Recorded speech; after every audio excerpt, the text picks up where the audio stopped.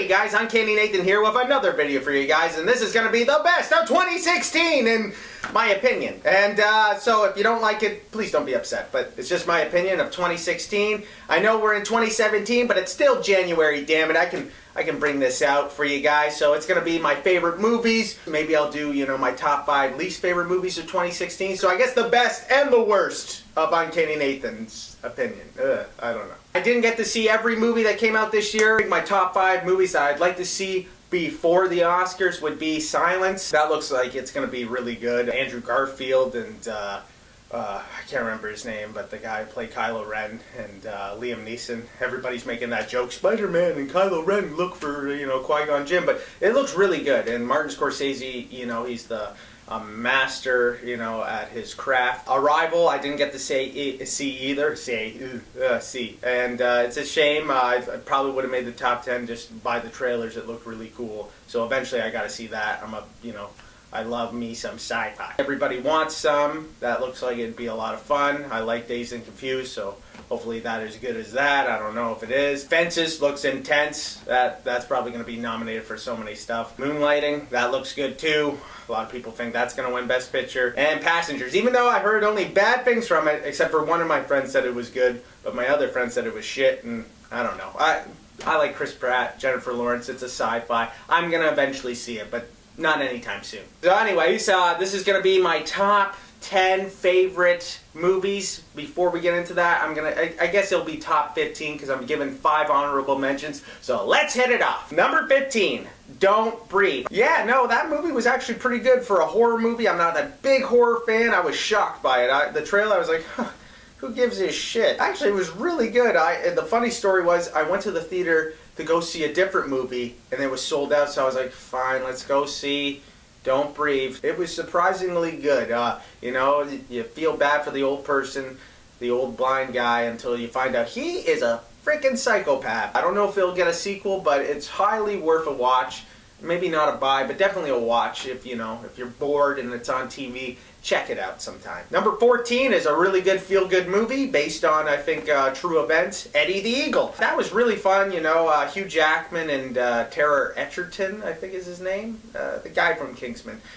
They just had a really good duo together. They worked off each other really great. It was a, you know, follow your dreams kind of movie, and it felt really good. Also, Christopher Walken, he's got a small role in it, but he does a good job in it. Never really checked out skiing ever in my life, but it looks intense in this movie, and it was shot well, acted well, and it's a fun movie. If somebody says you can't, and you think you can, then you can, damn it. And number 13 is X-Men Apocalypse. Now, a lot of people shat on this movie, and I thought it was okay. Definitely my least favorite X-Men movie that I liked. I definitely liked it better than X-Men 3, The Last Stand, because that's a piece of shit, and Wolverine Origins is a piece of shit. But this one, it's no X2.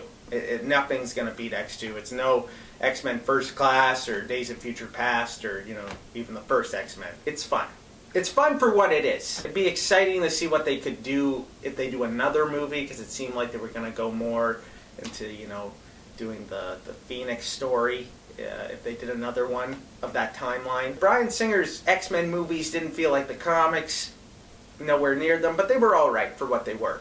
And it's a shame he didn't get to do Last Stand. But X2 is always going to be my favorite, you know? Too bad X-Men Apocalypse, you did have Stryker, but it was no Brian Cox. Brian Cox is the man. He's a badass. Okay, coming in at number 12 is Sing Street. And I just recently saw this, like, today. I heard it was so good. My brother liked it, my sister liked it. I liked it too, but I didn't love it, you know? Like, I thought the ending was kind of hokey. Good coming-of-age story, you know, with a lot of comedy, some kind of depressing scenes too, though, that were kind of like, oh shit, this is like has feel good, and then all of a sudden like brings you to the real world. Like, this is life. A good setting in the 80s, and the music's really good in it too, and yeah, so definitely check that out if you haven't checked it out yet. Coming in at number 11 is Deadpool, and people are probably going to be shocked. It's not in your top 10? Well, like I said, I'm not the biggest Deadpool fan. I thought the movie was great, though. I thought they did a great job with it. I'm not the hugest Ryan Reynolds fan, but he played Deadpool to a T. I'm a big comics guy, and a big Marvel comics guy, to tell you the truth, but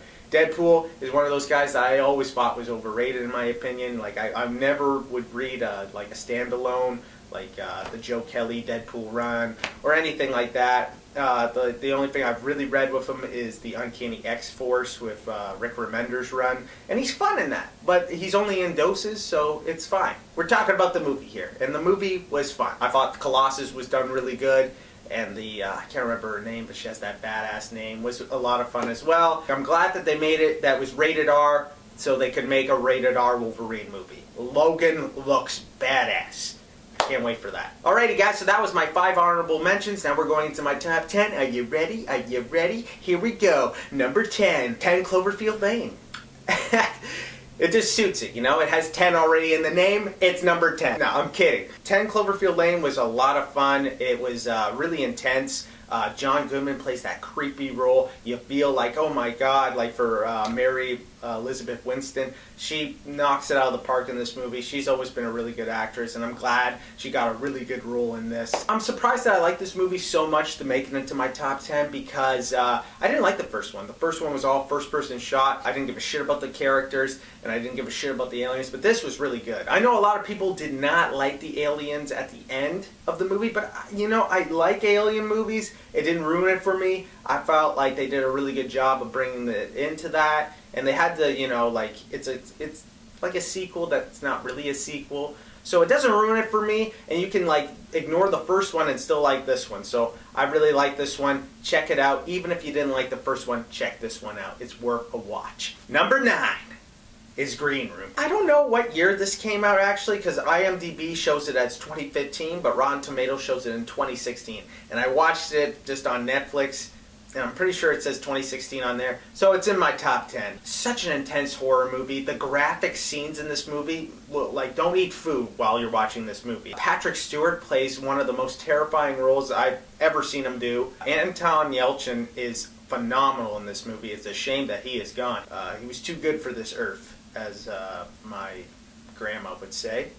He was so great in this movie. It's a shame that he's gone. It really hurts your soul. He showed so much potential in this movie. You know, I liked him in Odd Thomas, and he's great in the Star Trek movies, but this really showed how much potential he really had. Haven't watched this movie, and you're into horror thrillers, this is up your alley. Just watch it. It's so good. Coming in at number 8. Hacksaw Ridge. Mel Gibson does a phenomenal job of directing this movie, and I'm so glad that the movie got, you know, the praise that it did. It was well done. Andrew Garfield, man, this and Silence, he's just, you know, cleaning up on those frickin' religious characters, eh? The only problem I had with this movie is the Vince Vaughn playing the military instructor. I think he was miscast. She just doesn't do it for me. Like, even at him, like, yelling, "Private Beanstalk!" Like, no. Like, watch the guy in Full Metal Jacket.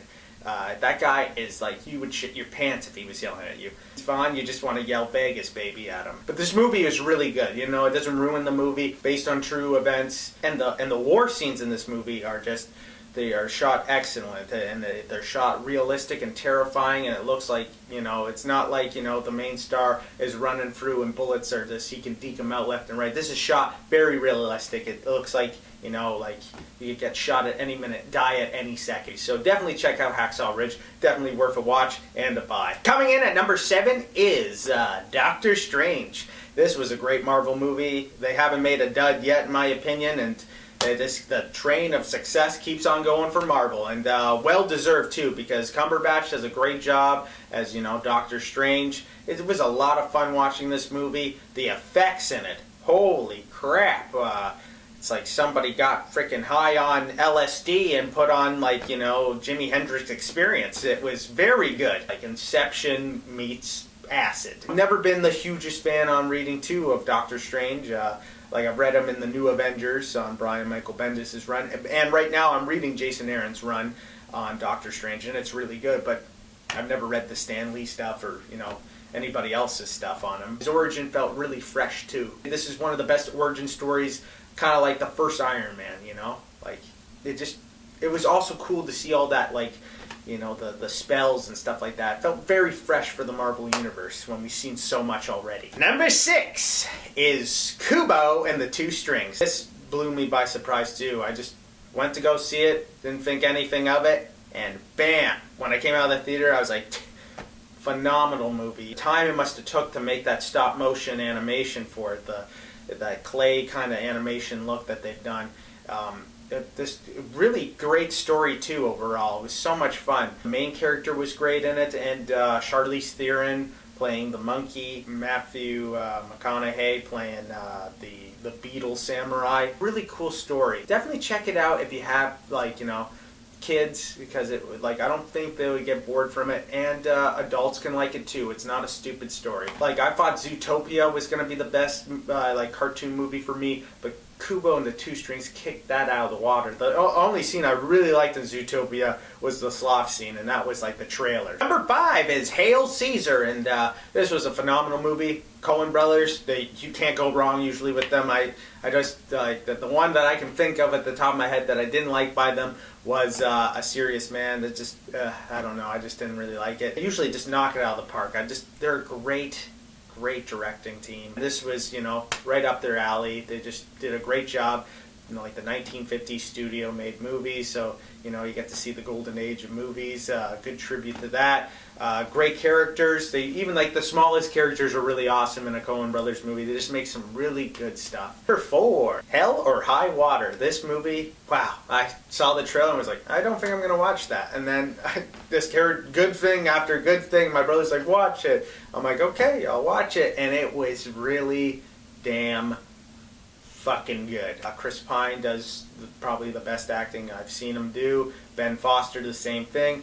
Jeff Bridges was solid in it. Keeps you at the edge of your seat. You don't know where the movie's going to go, and it's just like one of those movies where you're kind of rooting for the bad guys too, because you kind of feel bad for them, the situation that they're in. And it's just, yeah, the ending's solid to it. It's just a lot of fun. It's a movie that I think that you can watch a bunch of times. And number 3, I think this is the way that Fassbender did it in Glorious Bastards. They got him in shit. So, anyways, number 3 is Rogue One. Love Star Wars. I felt like this was a beautiful tribute to Star Wars A New Hope. Literally, I got out of the theater and was like, I want to watch A New Hope. ASAP. I felt like they did a great job. The CGI character in this movie, if you haven't seen it, I'm not going to spoil it. I felt like they did a good job with it. I know some people did not like it. I felt like they did a good enough job with it. The character needed to be in there. I liked what they did with the character. He was pretty badass like he was before. This guy ran shit in A New Hope. This guy made Vader his bitch. That's all I'm going to say. He was a badass in that. He was a badass in this. It was good. Yeah, I liked it. One of the best Vader scenes too in it. Like a freaking horror scene, and it was awesome. That's what we wanted. I wanted a little bit more of that, actually, tell you the truth. That's the only complaint I can make. Oh, God. It's time for a little sip of Pepsi. I'm dying for some reason. I don't know what's happening here. God. Don't choke on your aspirations. Thanks, Vader. That's what I needed. On to number 2. Number 2 is The Nice Guys. This was such a solid movie. I loved it a lot. Typical Shane Black movie. It had all the tropes that he has, but definitely feels always refreshing watching his movies. Ryan Gosling does a great job with Russell Crowe. Good duo. If you haven't checked it out yet, definitely watch it. It is a fun 70s, you know, good mystery in there. And if you haven't watched any of Shane Black's movies, they're all pretty good. Even Iron Man 3. And my number 1 favorite movie, Captain America, Civil War. This movie was phenomenal. Not my favorite Marvel movie, still Winter Soldier, but this is a close runner-up. This movie was everything we wanted. I think the Captain America movies, even though people don't like the first one, I still really like it. I think it's the best trilogy. The Iron Man trilogy, I think number 2 is pretty weak. The Thor movies are okay, but I'm still looking for a really strong one, hoping, you know, Thor Ragnarok is going to do that for me. This movie fixed Spider-Man in 20 minutes. And it's the best we've ever seen of him on, you know, screen. The fight scenes are this freaking comic page coming right off of it. I like the Bucky Cap relationship that was in Winter Soldier and coming into this. I felt like this movie was 10 times better than the comic of Civil War. Civil War, you know, made me hate freaking Iron Man. This, you can understand where Iron Man was coming from, you know? Like, in the comic, it's like, well, you're being a tad of an asshole here. Oh, that's kind of cheeky right there. If you didn't, like, go back and forth being like, I understand where he's coming from, but I'm going with Cap, Or, you know, I understand where Cap's coming from, but I'm going with Iron Man. I could see that going on. Not really in the comic, but this, I can definitely see, you know, people going back and forth. I'm Team Cap, though. That was my top 10 or top 15 favorite movies of 2016. My top 5 least favorite movies are gonna be number 5, Allied. Or Ally? I can't remember. The one with Brad Pitt and the, you know, the, you're waiting for a train. The chick from Inception. That was a terrible impression of her. I apologize. That movie, the trailer made it look like it was going to be epic, awesome, and so cool, and it wasn't. It was a complete... Yes, it was that noise. Fart from the mouth. Not a real fart. Not a true fart. What the hell am I talking about? It just wasn't a good movie, okay? I'm sorry, Robert Zemeckis, you did not do it. You did it in Back to the Future. Great series. Flight. Awesome movie. This one? No. You didn't do it for me, man. It sucked. Number 4, Midnight Special. This movie, I got interested. I wanted to watch it. Then I watched it and was like, wow, what a waste of time. I like the idea that, you know, at first that they were going with, you know, like, oh, he might be like, you know, like a kind of like a god or something, right? And then you find out, no, he's just somehow reading these satellites, and I like that idea. But then you find out, yeah, he's from a different planet. I'm like, what the hell? Are they really going this route? And then they show this weird light planet and like the weird light people that he goes to, and I was like, spoilers, sorry guys if I just kind of ruined the whole movie for you. Midnight Special, might as well go to bed at midnight because that was not special at all. Alright, I think I said 4 when I meant 3 because I only got 4 bad movies because I didn't watch Passengers yet, sorry. I might like it, I don't know. But number 2 is Suicide Squad. This movie sucked. It was just not my cup of tea. Like my friend told me, we all got tricked by the Bohemian Rhapsody trailer, you know? We all thought it was going to be epic, and it wasn't epic in my opinion. It was just a big letdown. Yeah, no, I really hope that, you know, the Wonder Woman movie looks like it's going to be like the one that I'll like from DC. I'm really hoping for DC, you know? Like, I really like what they're doing right now in comics. Like, the Rebirth has really helped out with the DC comics, you know? I just want to see a rebirth of their movies of being good, you know? I guess if you put Bohemian Rhapsody to anything, it'll be good. This probably sucks, but if I put Bohemian Rhapsody to this, you guys would be like, oh shit, that's a good freaking best and worst of 2016, damn. And my number 1 least favorite movie of 2016 is Batman v Superman Dawn of Justice. I know, I'm really bashing on DC, guys. But I just didn't like it. The 3 things I liked in it were Ben Affleck as Batman, the guy who played Alfred was great in it, and Wonder Woman was great in it. You know, she was one of the best things in the movie, so that's why I'm really excited for her movie. Hopefully DC gets better. I'm hoping. I'm hoping that I want to like one. Alrighty, guys, and my one guilty pleasure of this year would have to be Jason Bourne. I know, wasn't an amazing movie, but I got what I wanted from that series. All I want to see is Matt Damon kicking ass and taking names, and that's what I got. That one punch, boom! I could watch that a million times. It was great. And yeah, I don't think they should make any more Bourne movies in my opinion. I love that Moby music. That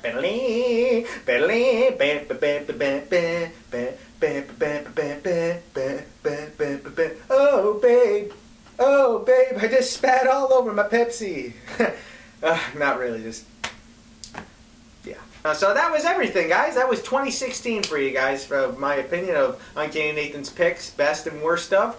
Hopefully you guys enjoyed this. Again, this is just my opinion. I'm going to try and edit it down so it's as small as possible. I don't want it to be way too freaking long for you guys. If it is, I apologize. Hopefully you guys have a good day, or, you know, a good afternoon, or a good night whenever you're watching this. So yeah, I'm going to leave now. This is Uncanny Nathan signing up, but reminding you to keep on watching those movies, and see you later, movie fans. Ciao, ciao.